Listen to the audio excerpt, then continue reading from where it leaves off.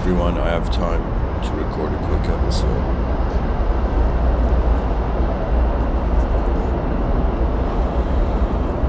And it's a windy day, so I hope my voice finds you easily. A topic entered my mind, a topic that transformed for the first time into a challenge for the species. And I thought about why not. I have talked about multidimensionality.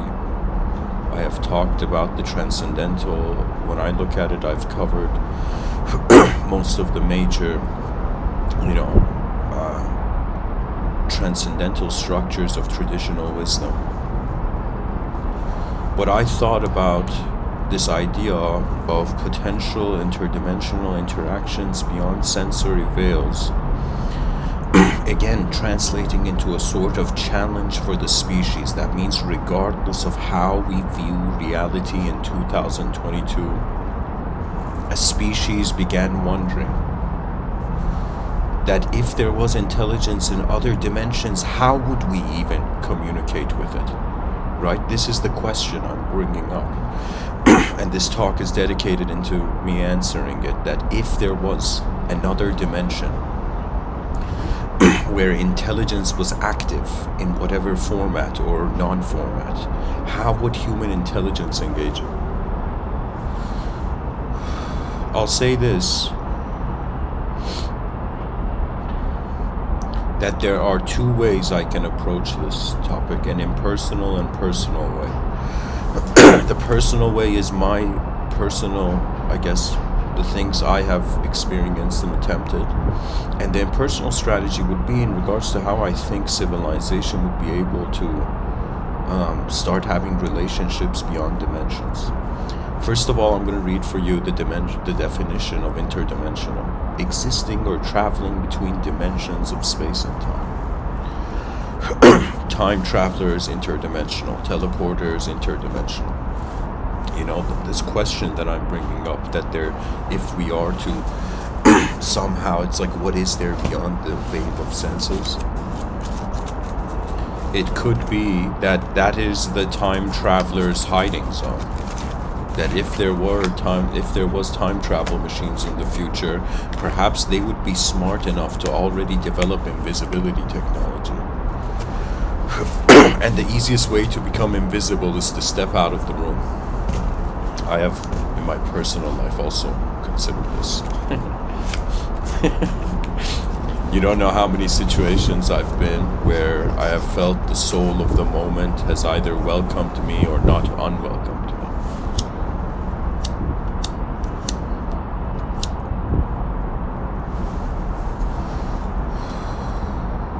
So, to continue onwards. So here's the idea. From a very simple view, culturally, we should be fascinated by anything that goes beyond what we see. Now, when it comes to a physical position, it's as if I have what I have right now with me. What I mean by that is that my existence is displaying itself as a first-person point of view from a biological body inside or present in a physical world.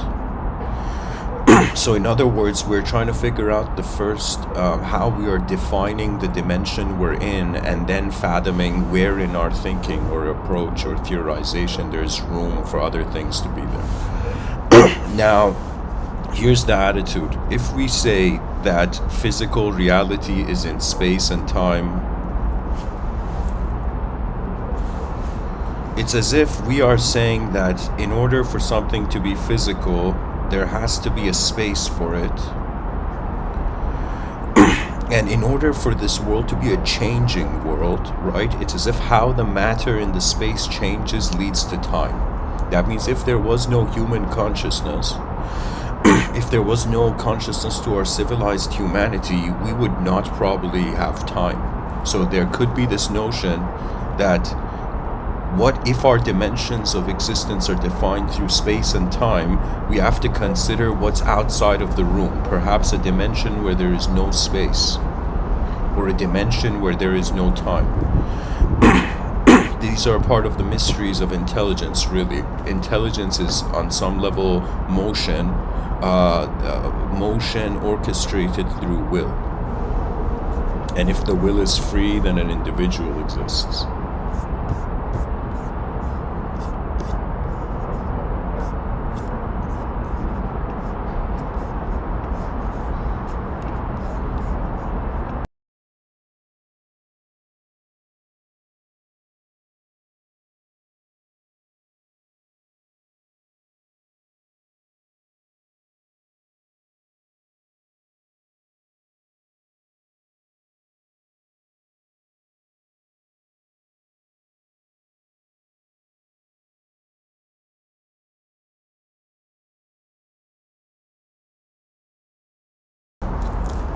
Poetically speaking,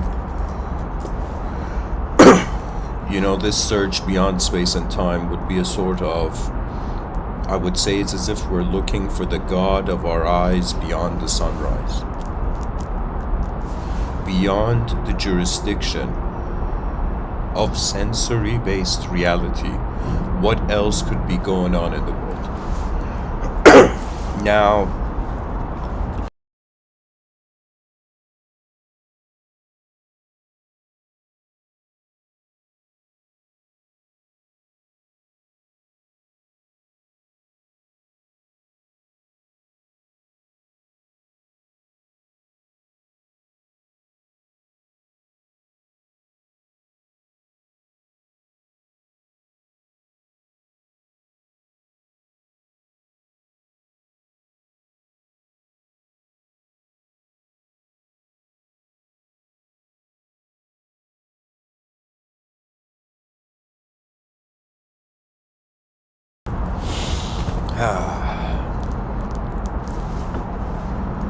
I guess I'll say this.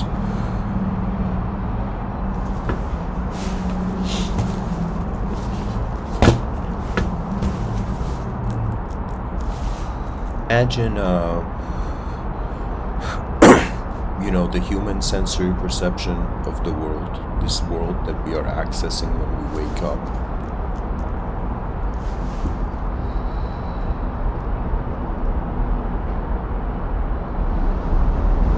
We treat it as one room of a gigantic house.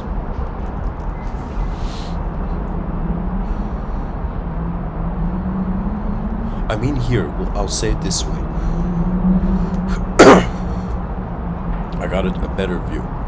When we look at animals, animals and of a lesser species, they are not that engaged to interact with something that is superior than their form.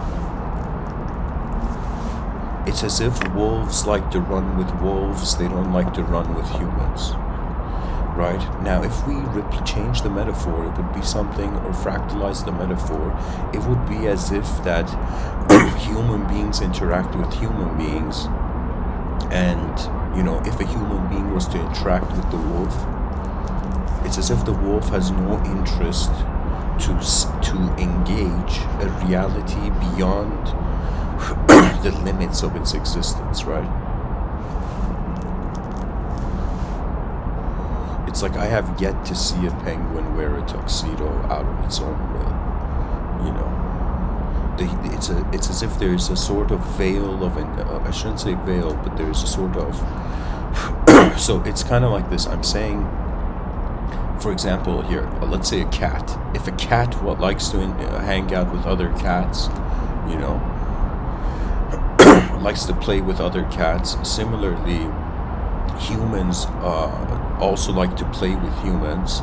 Now, when a human being interacts with a cat, with an animal, there's two ways of two attitudes. Either, in some sense, the human being wants to own the entity, or the human being wants to consume the entity. That's what we notice, at least for human psychology, right? right? It's as if when I say own, I mean play. So let me say it this way, that it's like the person has a dog, and so the dog is becoming part of their life. Now, this might be a bit bizarre what I'm saying, but if we were like pets to a higher dimension of intelligent beings, or if we were animals and there was a higher dimension of intelligence,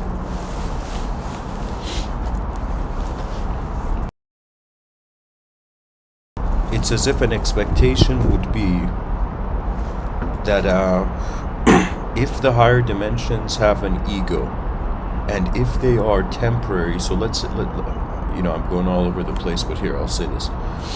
Imagine right now, we call this dimension 1, okay, where Earth is.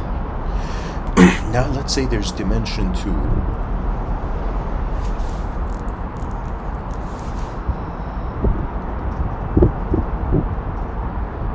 And the beings in dimension 2, they are disembodied. I mean, honestly, interactions with intelligence, pretty much, it's either like there's its causal position has form, or it doesn't have form.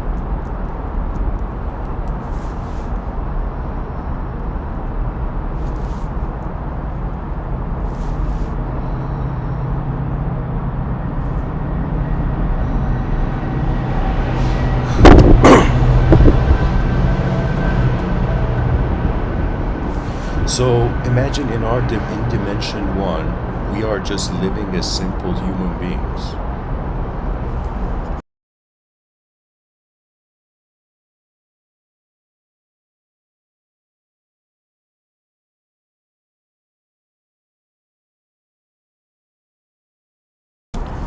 You know, guys, why I'm stalling? Because the example's a bit savage.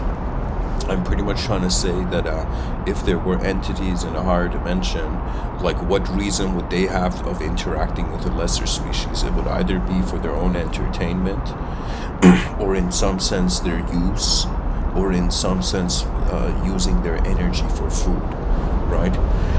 So it's as if, like, the cow felt the human being was kind until it had to, carry a wagon, all over the land. You see? So what it is that, I mean, really, this is nature. Greater dimensions interact with lesser dimensions, but lesser dimensions do not attempt to interact with greater dimensions. And mainly it's because of fear. Right? The human being has such an ego that sometimes I think if aliens landed down on the planet right now, we'd be like, yo, screw these aliens, It's like, we're tougher, we're better, It's like, get out of here, aliens, you alien punks. We would have an ego. And what an ego really is self-storification synchronized with outer reality. So I'm trying to visualize, okay, let's say in dimension 2, there's a, higher dimensional being, and this higher dimensional being goes to the store of this higher dimensional universe, and in the store, they're like, hey, which planet do you want to select, like, an entity from, right? And so it would be as if, like, I don't know how to say it.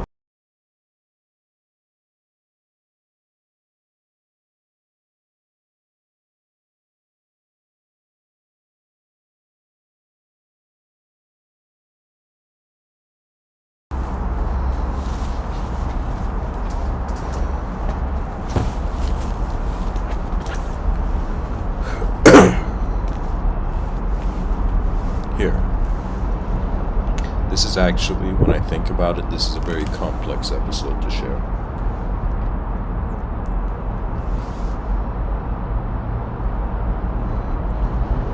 It's like this, when I ask what reasons do human beings have to interact with lesser species, we either, like, our intent is we either consume them,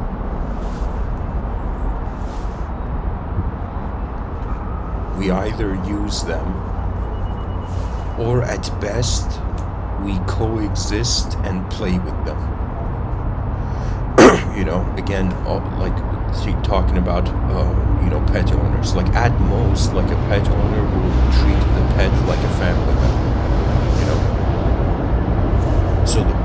best case scenario that there's higher dimensions is that they treat us as family. Worst case scenario, they consume us, and again, like less than worse, better than worse. It would be as if they use us, right? Now, anything used out beyond its will would in some sense be a sort of enforcement, would be abuse, right?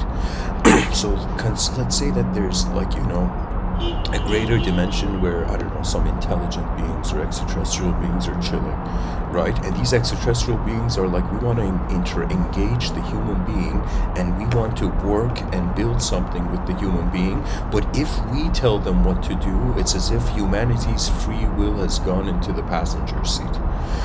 But if we personally, in some sense, like, the causal intent of any interaction starts from us. It's like right now, of course, when I was younger, I was a very shy kid. Sometimes those memories still linger in my mind.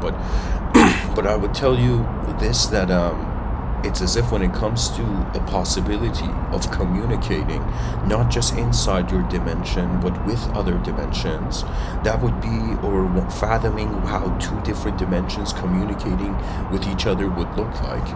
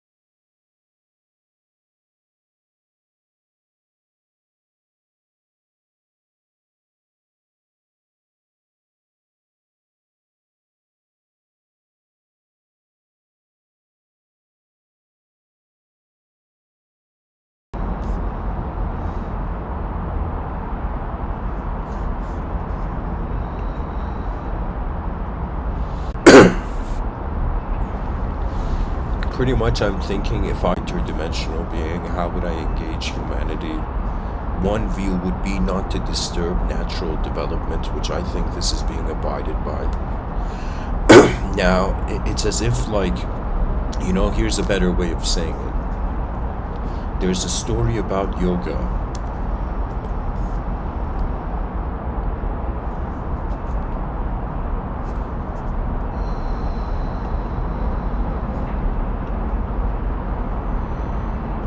I think there's something wrong with my browser, guys. Hold on.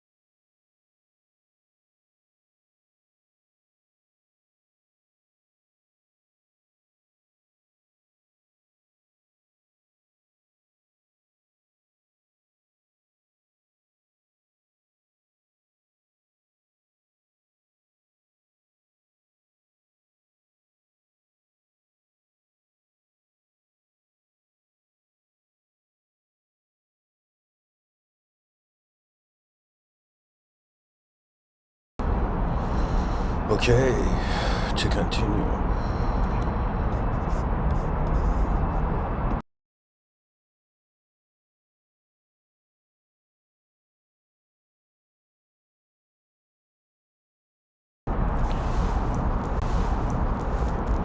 our communication is limited to our sense of purpose. And when I think about a purpose-oriented mind and its relationship with the world, it wants to fit everything into its right. Somebody who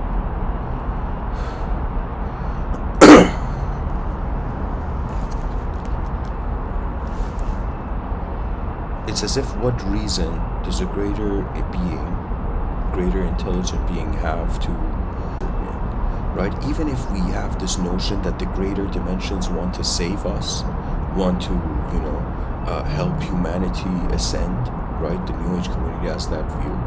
But it's as if, why are they looking at a lesser dimension?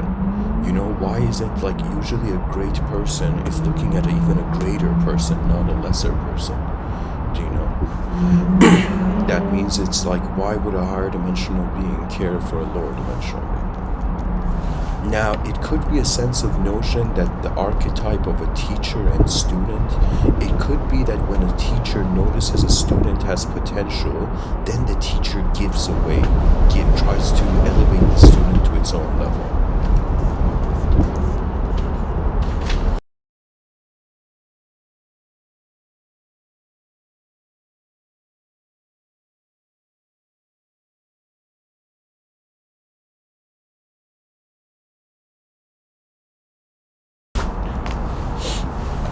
And I'm thinking that, what if there was let's say, other than the concept of aliens being in another dimension, let's have this view that the Earth is the universe is 4.5 billion years, in the making. That means Earth. Now, I'm trying to think.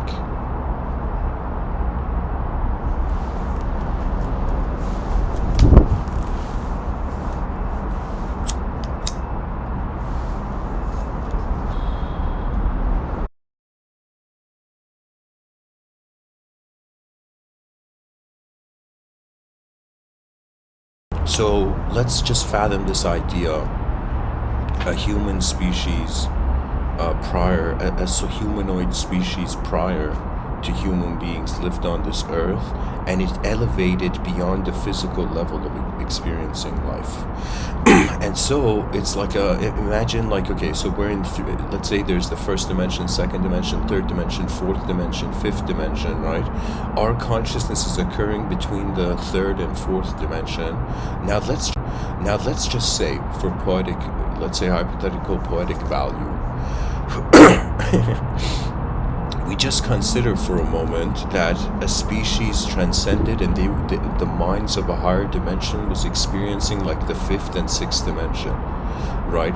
So it would be as if the being's mind that is in the fifth and sixth dimension looks at the being's minds in the third and fourth dimension, and it's as if helping a comrade on the battlefield.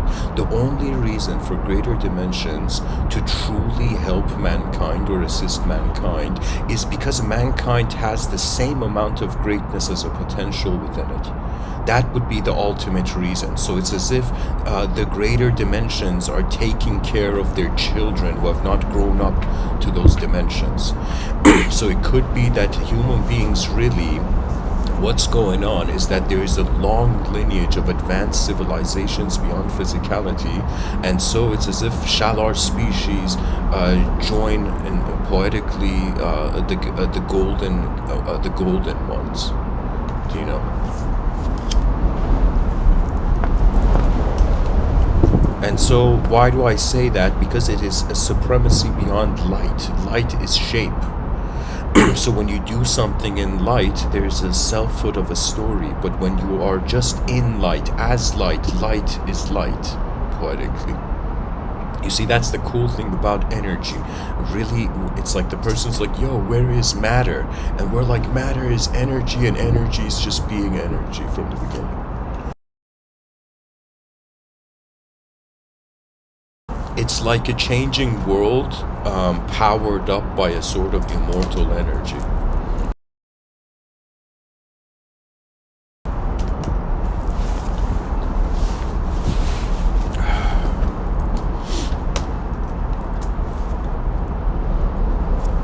You see, where does love come from. And when I say love, I don't mean like the romantic love between human beings. I mean more of a transcendental, spiritual view on love. That in some sense, true love was the true self in a true world, no longer cyclically shifting from chaos and order. You see, for me, one thing I hope that at the end of this lifetime I can do is that I can bow to all the chaotic archetypes, and I can bow to all the ordered archetypes, and look at this cosmos and be like, okay, the performance of the lifetime is complete. Now the attention returns to its pre-beginning.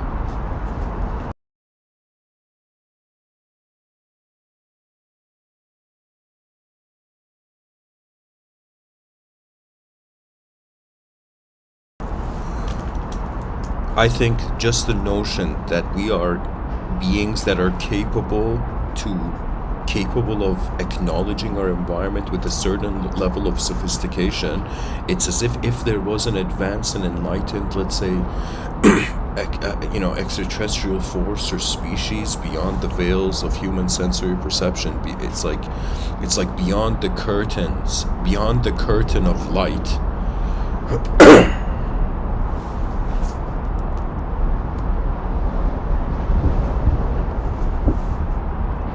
Beyond the curtain of time, beyond the curtain of space, could such supreme beings exist that the victory of every sector of the universe advances, So I just got a vision of a sci-fi thing to tell you.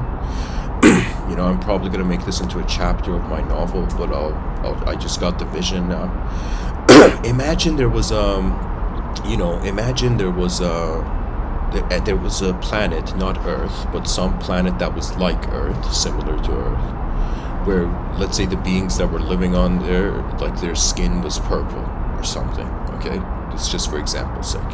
Now imagine this other planet that was similar to Earth. Now it was under invasion by an extraterrestrial force, okay? Or this might be very bizarre, but I'll amplify it. Imagine I can use the example like this. Imagine it's Earth. Imagine in the future there's going to be an alien invasion, and imagine one human being who, through their present, has access to the eyes of their time-traveling self. It's as if I want to say, imagine a time traveler goes to some galactic agency and says, hey, Earth shouldn't be disturbed in this moment. For me, it's like the psychology of, it's like the last thing we expect is for galactic beings to have egos. Like, that would be messed up.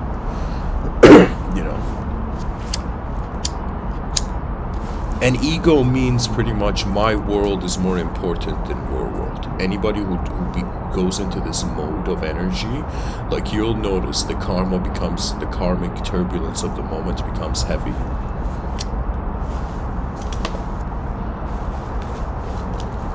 Pretty much the idea is that if we were to convince a species that was invading another, let's say an extraterrestrial species or force that was invading, let's say, a planet that hadn't,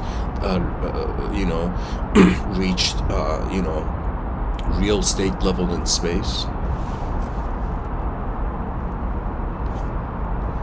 it would be as if the argument would be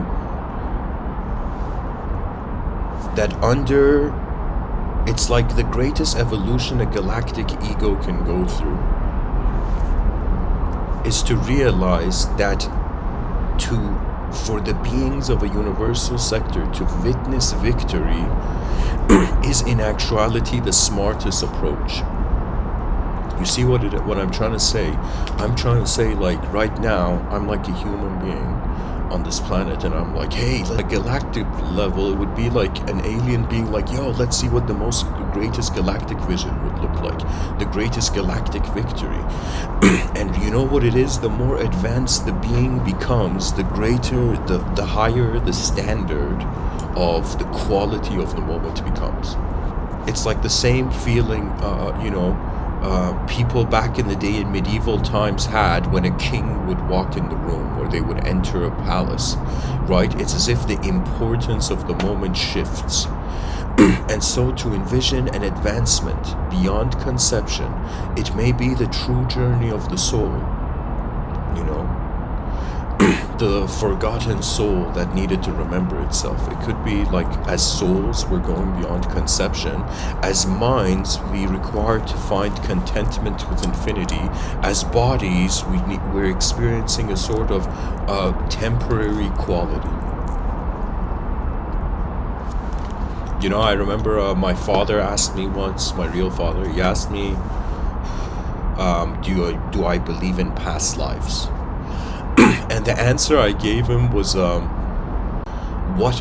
for this sense of self of me to acknowledge, to consider it as a past life, it's like another way of saying the tip of, it's like what other tips of the iceberg exist. It's as if like when you realize that energy has a macro intelligence, macro conscious intelligence from a causal position, and through the effect has a sort of micro temporary position,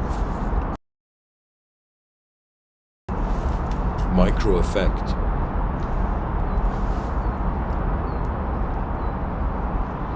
Pretty much what I'm trying to say is that maybe the smartest strategy of a species that is fathoming the potential of interdimensional interaction or interdimensional contact is first treating it through ourselves, then becoming pure explorers of the unknown. You see, it's like, what do teachers want? Let's say you're a student listening to me right now.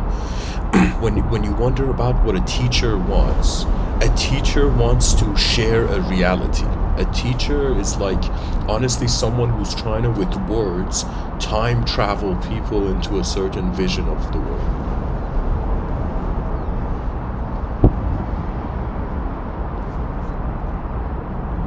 So if there are greater dimensions, we should perhaps be students of the greater dimension of reality. That means, imagine somebody who was, following a guru or worshiping some person, right? And they go to that teacher and they're like, all right, man, I learned enough from you.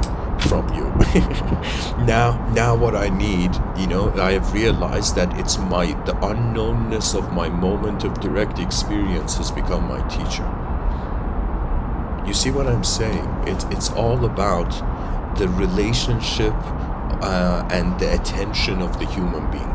If 8 billion human beings suddenly, like, they woke up tomorrow and they had this vision of there being in so many advanced, enlightened, let's say, dimensions on this planet, and beings are assisting us from that dimension, it's as if we hold the context that we not only trust the greater dimensions, but are also open to working with them through the freedom of the love of truth.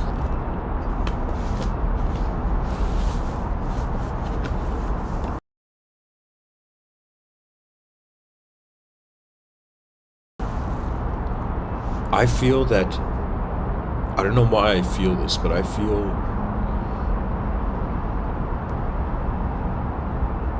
what the greater dimensions, let's say right now there's an invisible dimension, beyond our senses, and in that dimension there's just beings who, like, let's not give them shapes, let's not make them and turn them into angels or demons or aliens or time travelers, okay? And we just consider that there's some sort of alive intelligence in other dimensions.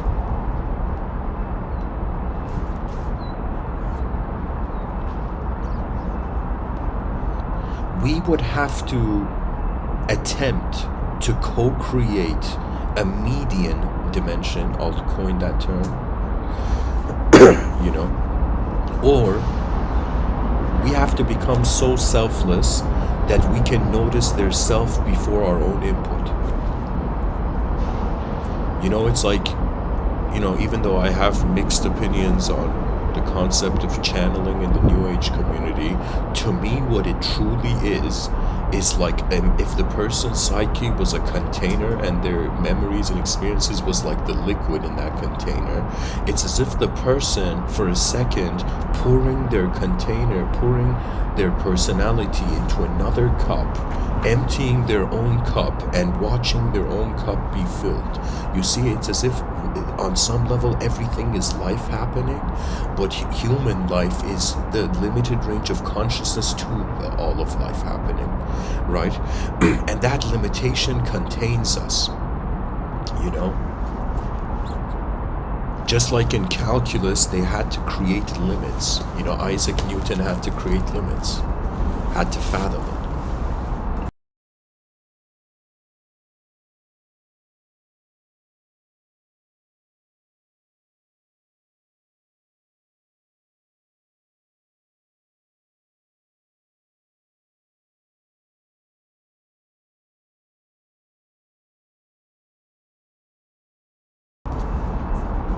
You know, true sight.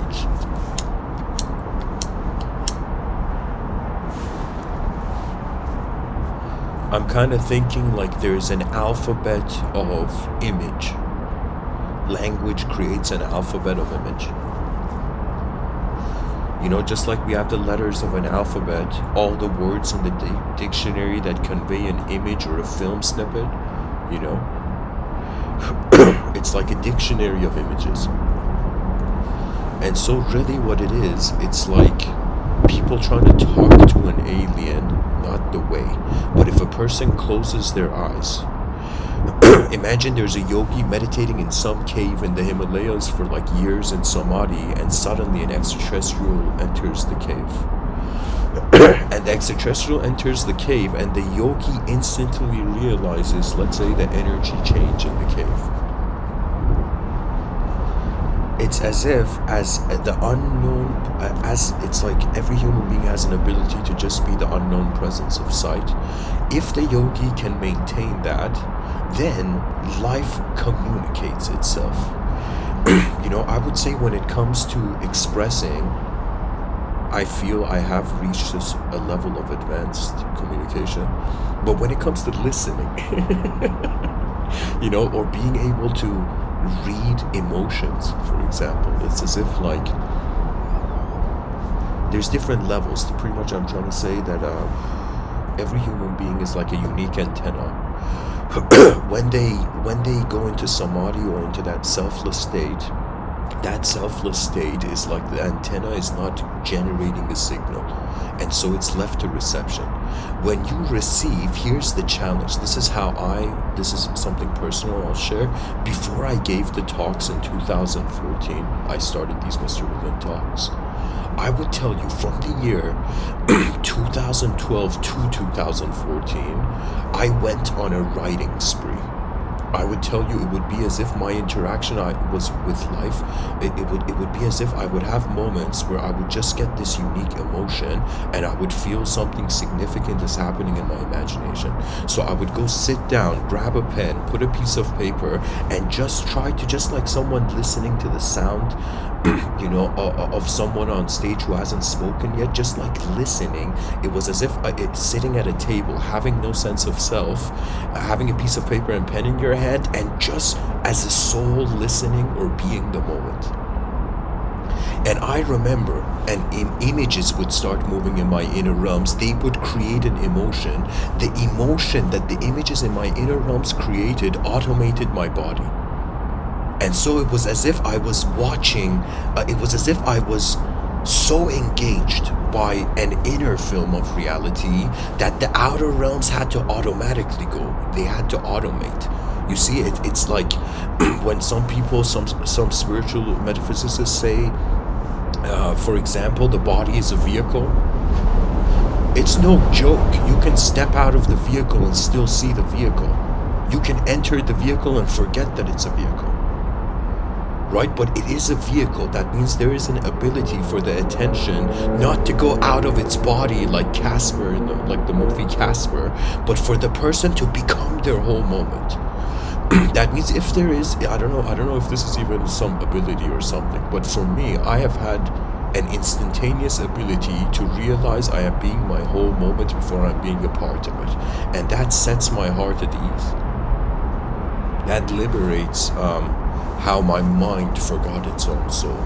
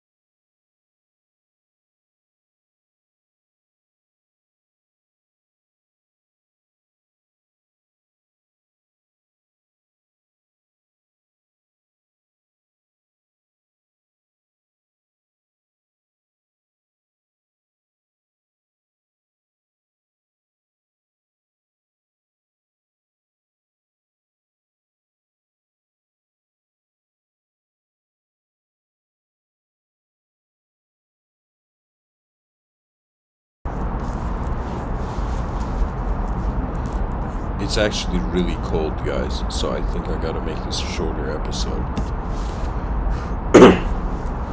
My fingers are tucked into my sleeve.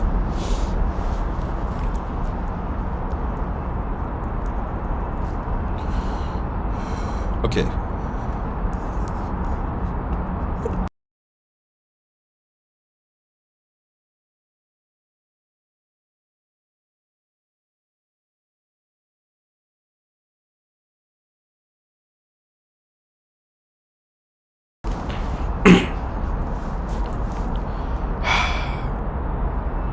Pretty much co-creation.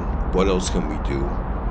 We must attempt a greater life, and that greater life must be accepted by higher dimensions. If suddenly we see, for example, cats and dogs start talking, and they started having the same level of consciousness as a human being, it's as if we would have to welcome them into the presence of our dimension. And so really, you know what it's like? It's like, honestly, like there was this show called Attack on Titan, and humanity was trapped in these walls. And to me, when I look at life, it's kind of like strangely similar, where we are trapped by the walls of how far our potential can go.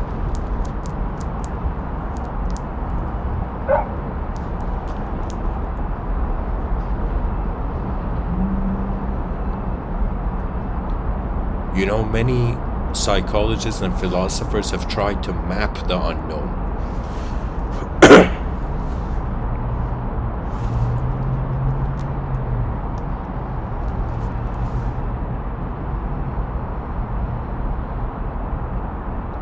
And so many ceremonies, rituals, behaviors have been the product of it.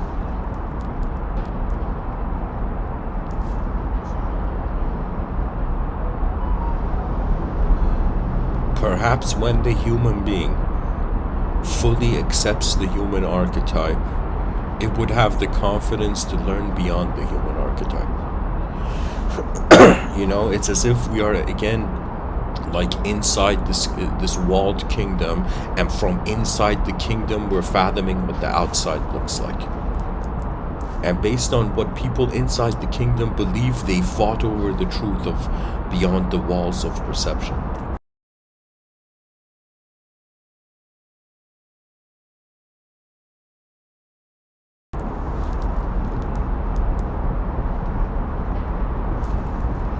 Language is like a simulation that provides an ability to forget the true intensity of truth.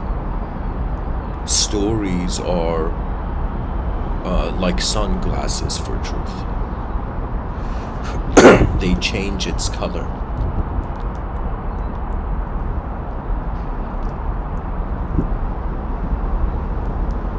They change its clarity.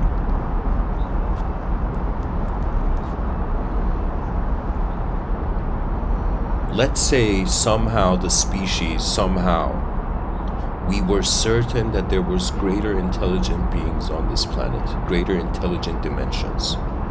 It would be as if the governments of all nations would be like, I'm seeing this in a sort of futuristic parallel reality.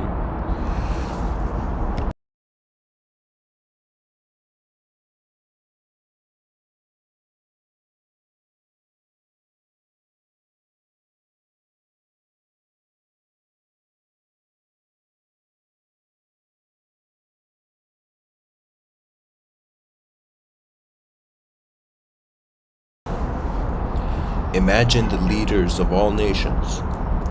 They said, "Dear citizens of Earth, we have realized, there is unobservable intelligence, and we request that every human being begins their own research project from scratch. Every person begins wondering about the signals that they as an antenna receive from reality.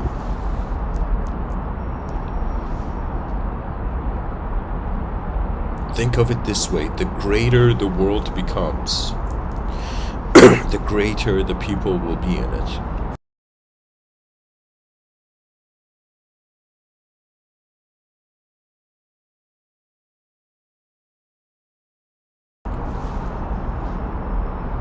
There is some urge in the human being to attain the greatest.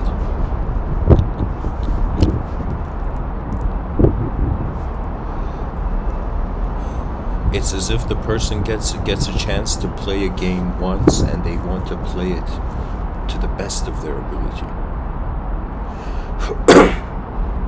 But now the game has additional dimensions. I feel if there was an interdimensional potential of intelligence, human beings we have to not only expand the scope of language, but it's as if novelty becomes the most important priority of reality.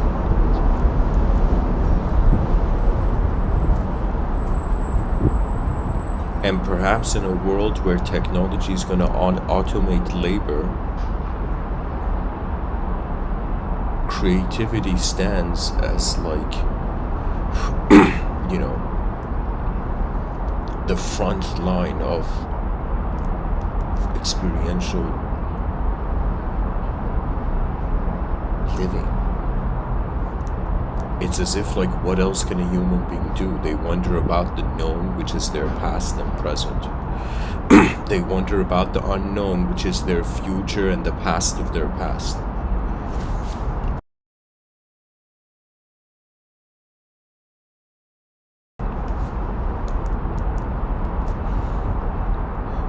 And imagine an advanced humanity arises that, let's say there's this human being walking in a park, and a group of alien extraterrestrial bullies, let's say, land, thugs, extraterrestrial thugs land on Earth, and there's this one guy in the park.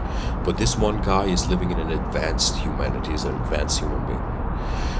And so imagine the extraterrestrials attack this person, but every attack they do cannot touch the person, as if there's a force field. There's a force field between this person and all these extraterrestrial thugs, okay? Now the extraterrestrial thugs, in this hypothetical example, look at that human being and they're like, how are you doing this? Why can't we touch you? Do you know? And the human being says, is because you want to defeat a shape. I am not a shape. So what that means is as if the human being transitioned into an unknown being before they could impact him.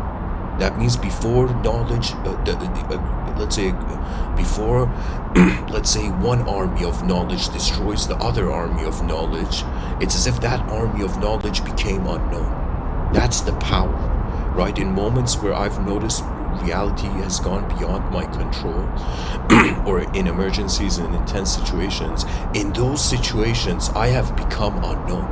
Anytime a human being cannot instantaneously, in accordance to their free will, express their capability, it's like a nanosecond of a demotivation, and they become a viewer.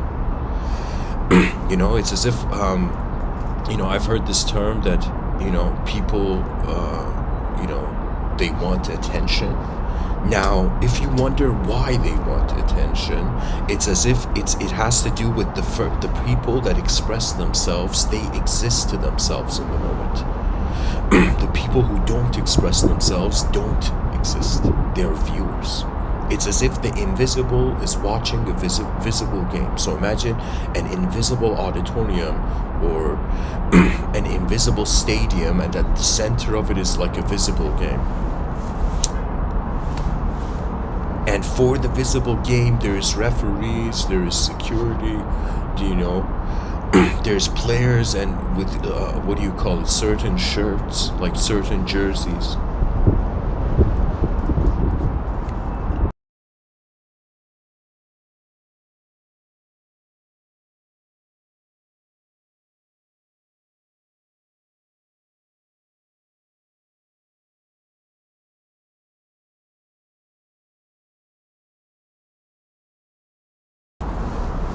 The idea is that a being that becomes content with the unknown has made the causal intelligence of the universal sector instantaneously its ally. Because the ally, the allegiance, with the supremacy of the realm, it's as if, like, imagine there was a human being, and this human being, like, was walking in a battlefield.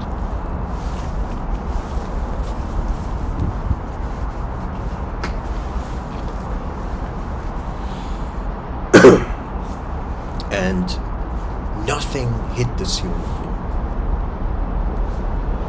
It's as if there was let's say a cannon was firing, and out of nowhere, a tree relocated itself and the cannon fired at the tree, for example. It would be as if someone who has made the presence of the planet their ally.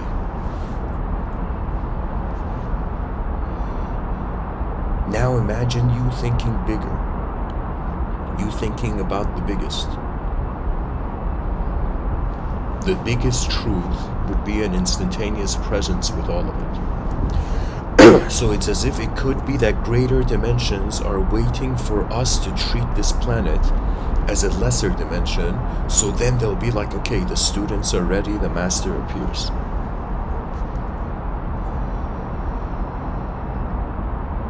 When you trust the unknown, you learn very quickly. If you distrust the unknown, it's like armies of knowledge battle it out behind your eyes.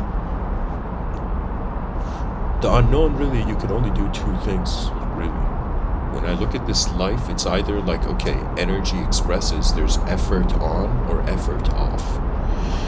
Any moment where my psyche goes to effort off, let's say I'm really tired, it's as if when there is no effort, there is no generation of meaning, really. We'll be surprised how much the meaning of life is based on a person's energy level. It's based on health. But ultimately, one thing the human being has control over, we have free will to move our biological body. But we also have a free will to shift the context of the meaning of the world. You know what it is? Imagine there's, a soccer scout, and he's looking at university students. There was a chance when I was in high school that, there was a sort of professional soccer opening. But I'll say it like this. It's as if a wiser being is looking at a more experienced being, is looking at beings who are just new and looking at their attitude of approach to their experience. It's like, it's kind of like all kids make mistakes, but how they make mistakes is what suggests their potential. You see, life, this was something I didn't understand when I was younger, that there needs to be a responsibility of the free will to shape one's own reception of phenomena. all those students who don't pay attention in class, for example, it's because the topic didn't become interesting and important enough. Anything that's important, there's like instantaneous absorption, you know. I can tell you, like, the exams I've crammed for and aced. It was all like just making making something so important that you don't have time to actually I don't know how to tell you. It's like when you care for something, you live to see it advance.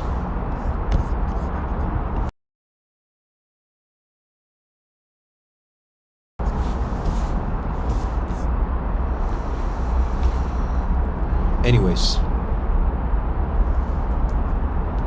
a potential interdimensional interaction. If the extraterrestrial is invisible, if an invisible being was communicating to us, it would just be mental communication. If a visible being was communicating with us, it would be sensory. Now, if the invisible being, let's say there's an invisible being in the room and there's a visible being.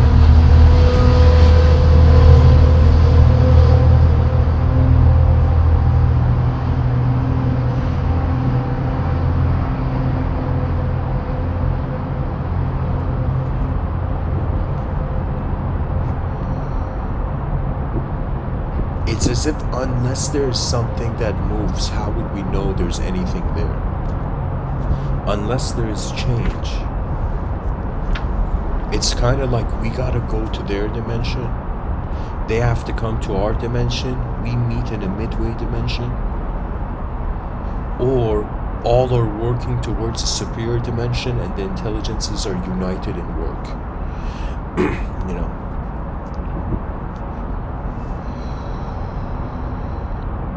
I think honestly the truth of energy that it doesn't have a body, it's pure space. So if human beings are evolving towards an intelligence of towards a sort of state of pure space, it's as if pure space is the common denominator of the evolution of all creatures, all species.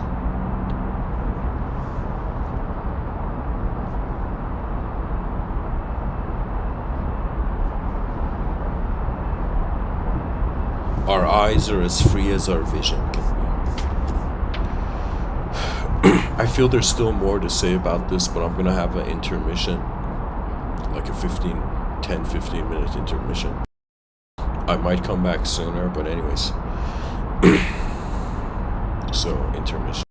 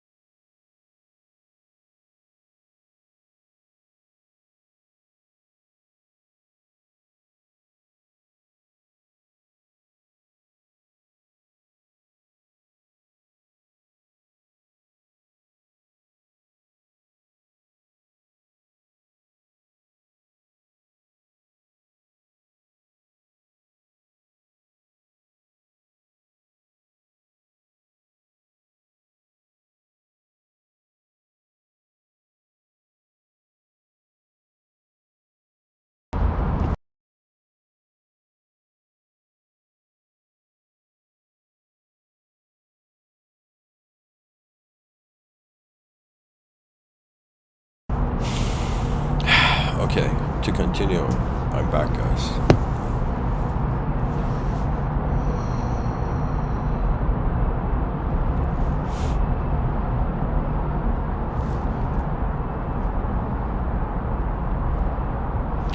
Pretty much I was thinking, how else can I approach this idea?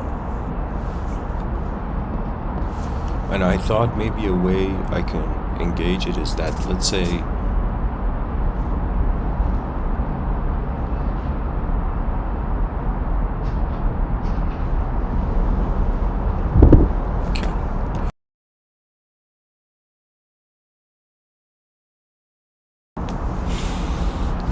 let's say that there's a human being, and there's 3 levels to the human being. There's the level of the body, level of the mind, level of the soul. The level of the soul is pure unknown. The level of the body is pure known. It's physical, tangible. The level of the mind, semi-known, semi-unknown.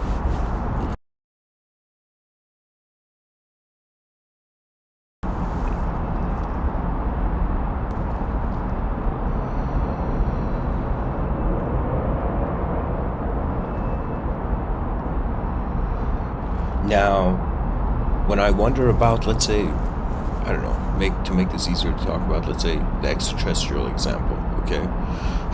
That there's an extraterrestrial intelligence in another dimension. So one view is on the body's level, where we actually see the physical. It comes out of it. Greatness is born out of importance. You know, when something becomes important, there comes a great energy within the person to respond to it, you know. And really, you know, every person's life can be summed down to what is important for them and where their attention has gone. You know, in this lifetime of mine, I have, my attention has gone into being more, you know, a mind than a body. And what I mean by this is that it's like when I was younger, you know, it was like my physical reality oriented me mainly. Now it's like there's the positioning of the mind. It's as if everything that moves echoes behind our eyes. So on the level of the mind, it would be you know, it's kind of like on a solar level, SOUL. It's as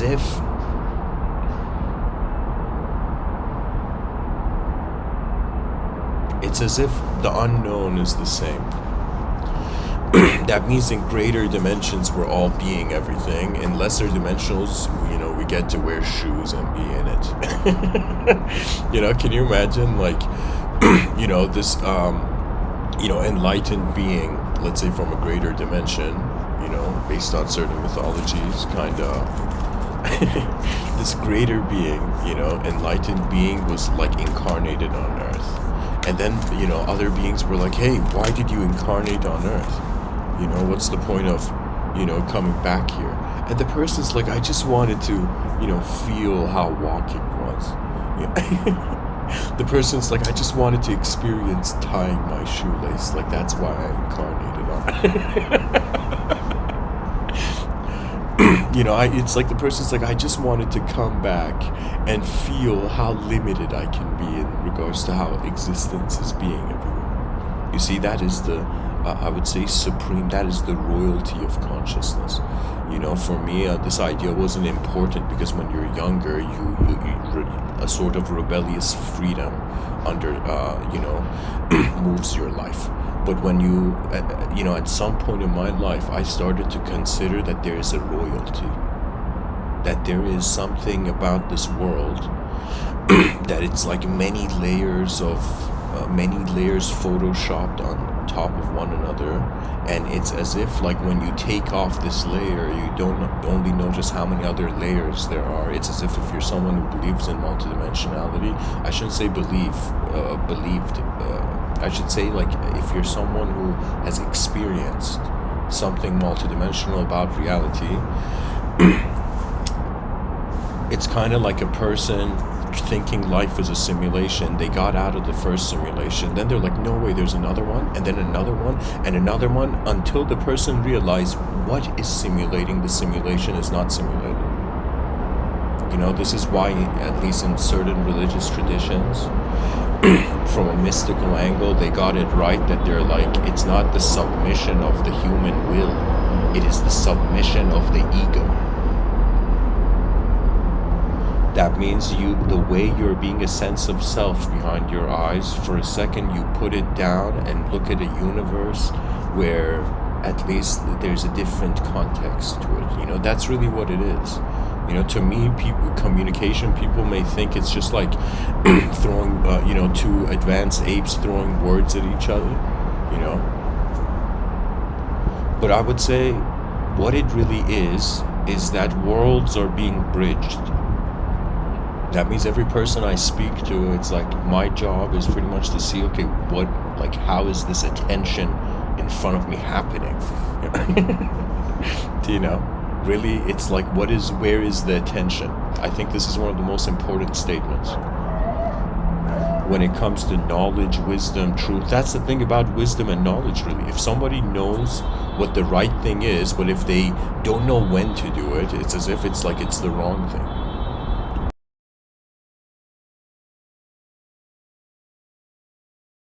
The wise are patient. Why? Because it's like levels brew.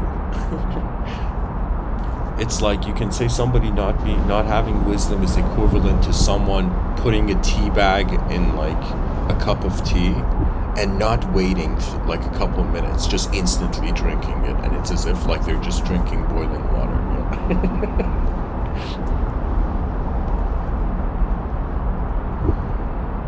Really what it is we're multidimensional beings. We've been raised in a singular view. We are realizing the mind is there. That means if there was no memory, imagination, and free will, like I would have nothing to say.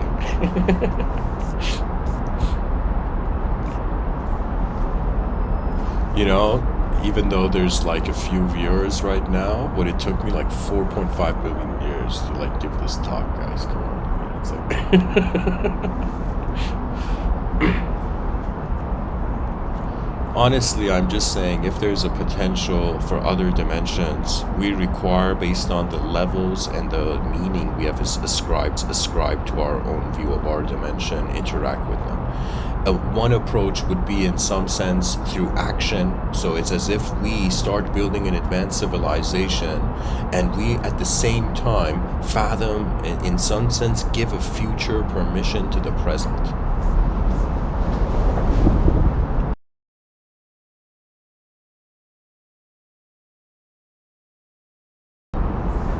And that permission is to act like greatness is already in the room. You know, I think truth is not something truth is a distance issue.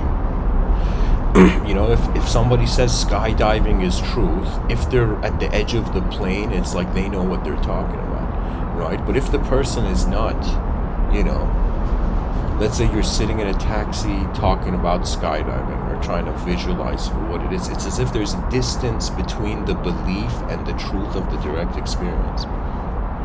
So, you know, beliefs that ignore the truth of the direct experience, they are, in some sense, they become ignorant, they become boxes for the ignorant. Reality doesn't have to have a specific meaning in the sense that it changes. That means, like, best case scenario, we attempt our most advanced, it's like we activate, imagine all human beings, their most advanced state of being was activated, their most advanced potential, and as an advanced civilization, based on everybody's advancement, was taking place, was beginning, it would be as if it would have a rhythm. And so the meaning of life is kind of like a surfer, you know, firmly his feet are on the surfboard, right? If you're journeying smoothly, you'll feel successful. If you journey turbulently, you feel unsuccessful. But either way, the moment you realize your attention is not a thought, thoughts come and go. You are actually stationed as an unknown, witnessing instantaneous present viewer. So it's as if, just like you're hearing me give this talk, it's as if you're also noticing how my words are becoming images behind your eyes. Do you understand what I'm saying? Communication is the game of simulations. Best case scenario, humanity simulates a reality that has room for multidimensional assistance. It's as if, we put a giant sign in space, as if like the advanced civilization is hiring, efficient, enlightened extraterrestrial allegiance. And somebody's like, hey man, it took a lot of money to get this sign in space, but one thing's an issue. It's like, what if the aliens can't speak English? Can you imagine like a teacher teaching extraterrestrials, like a class of extraterrestrials, classroom of extraterrestrials? All right, guys, now say ah. And it's like the person's hearing so many different sci-fi noises, like the teacher's overwhelmed, It's like, I can't teach these aliens anything.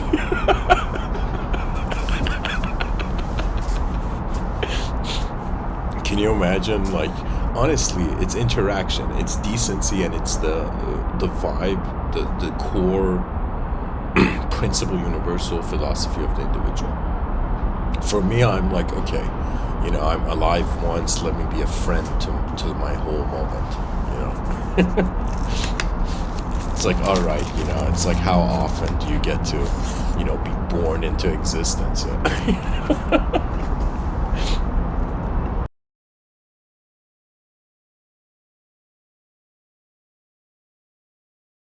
Anyways, whoever you are, for the sake of humanity, research how your inner realms are happening and share with the tribe. Right now, the planetary management, it's like it has no idea what it's doing. It's like the leaders of nations are like managers, not realizing there's something more important. You see, it's as if we had this vision that we were all, like, the advantage of our human existence, evolutionary human existence, is to serve the world. That means, imagine in educational systems, teachers were like, no, it's like, no, like they weren't inspiring children into specific directions, but they were pretty much saying, you are here once. Like, if I honestly taught a classroom of kids, I'd be like, you're all alive once. You're in this moment once, How far can your mind's eyes reach? And then we have like an educational system that has the smooth competitiveness of the Olympics, but at the same time, it's pretty much the value of human life is going towards advancement, which is another way of saying we expand upon the current dimensions we're in. I think in the future, eventually, this will become the norm, where people will realize that they can't have a known self without an unknown self. Like, the concept of you can't exist if there's no space for that you to be in. But if intelligence is arising from the space before you, the idea of you or your physical you was here, then in some sense the presence of intelligence, true intelligence of this universal sector, surpasses human storification. It's like, do you know what I'm saying? It's like a bunch of ants, noticing a human being and then saying stories of like, we saw an ant the size of like, a tree. It's like, do you see what I'm saying? It's like the micro is interpreting the macro, but if the micro abides by its present direct experience, abides as its true self, it experiences the macro as the macro is experiencing itself. So it's another way of saying freedom from yourself activates the universal life. But when I say freedom from yourself, I don't mean physical, I mean inner. Kind of like how the Sufi dervishes, mystics from 700 years ago, they were like, to die before you die. Even Saint Francis of Assisi says it is in dying to self that we're born. The idea of death is not just like turning off the computer. The idea of death is in some sense the sort of revolving door. At least for the Buddhists, I'm pretty sure the bardo is a revolving door. If you get stuck in it, you'll be like, oh man, I'm back in the same place. But if you know that you're intended for elsewhere, there could be human beings on this planet that have otherworldly strength. when I say strength, not in regards to the outer, in the inner, right? You see, it's like the way you live programs the antenna. Honestly, we are unknown observers of a known worldly event. If we identify truly as unknown beings, then we would be fearless. It would be as if every moment is a revelation of knowledge. It's the nature. It's as if there was a magnificent design, and when this design noticed its own magnificence, the world had in some sense opened its eyes anew. You see, it's like we're not living just for what our conscious mind contains. Our emotions are like roots of a tree in a soil we cannot see. But the roots of the tree have embraced the unknown soil. If the known self can have strength, how about the unknown self? And it's as if you realize the ability of not to giving it a thought, right? Because power is, people try to conceptualize power, and there is the tragedy of truth. It's as if the most advanced would be instantaneous. That means if I was like, okay, well, what would be the most advanced way for an advanced civilization to come into existence? It would be instant. It would be as if like, there, it's here. It would be like that instant, right? So it's the same thing about truth. What would be the most supreme type of truth? A truth that is instant. And if truth is instant, the illusion is the shadow of truth. If this world is a simulation, it's because the shadow is not the real thing. And the light that creates the shadow is a mystery. That means it's as if, imagine, there was, just for the sake of speech and theological wonder, we just fathom for a second, somebody went to heaven and they got an audience with God. And they're like, God, I got a question. And God's like, what is it? And the person was like, God, who made you? And if you can if you made yourself and you made us, does that mean we make you? Right? And God's like, okay, you need to, chill out, human being that just got into heaven, honestly what it is that the greatest known shape is still in the unknown. That means in unknown states, we will have a commonality. So it's like, you know what it is? It's like this weird thing where it's like an onion, where there's like two onions inside of it.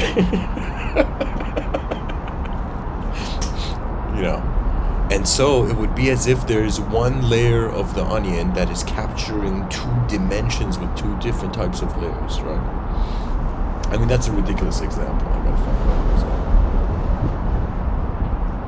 Pretty much, it's like human beings wondered about who's looking through their eyes to such a degree that language became just a technology.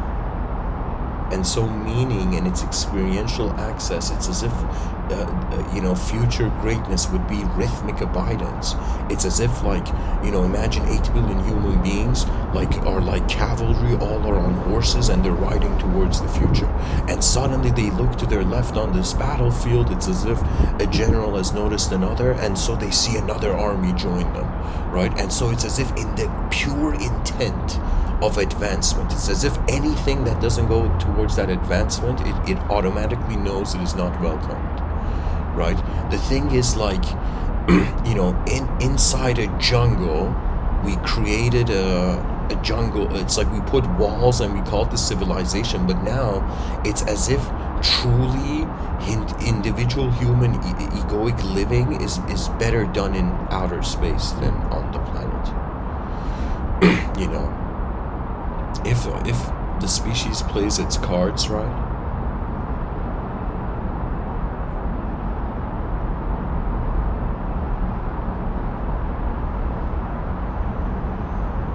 we activate a hidden paradise on Earth.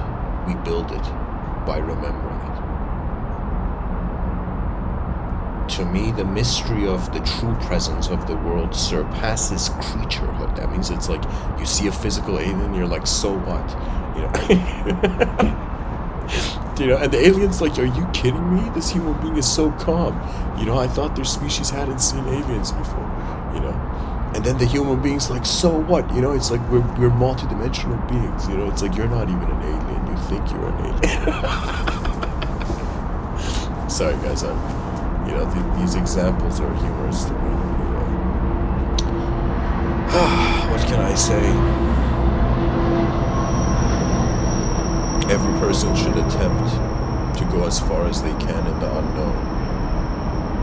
And if the winds of evolution guide are with you, you know, perhaps, you know, the global tribe can benefit from individual exploration. I mean, we're honestly like an advanced research-based organism. Our memory is just research. You know, it's like, who knew? I've been a researcher for 30 years, but researcher of my own existence.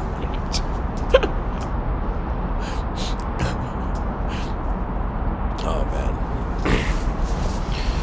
Towards the unknown arose the greatest known. Much was